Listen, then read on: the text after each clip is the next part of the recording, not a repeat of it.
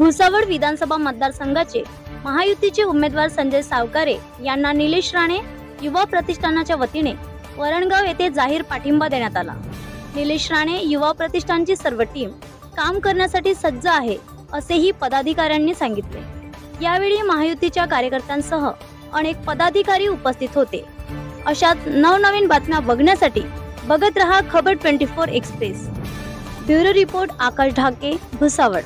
सर्वच मंडळी उपस्थित आहे, त्यांचे अध्यक्ष उपस्थित आहे। आज त्यांनी माझा विश्वास दाखवून मला पाठिंबा दिला, त्याबद्दल मी सर्व सहनिलेश युवा परिषदेच्या खूप खूप आभार व्यक्त करतो। सगळ्यांना धन्यवाद।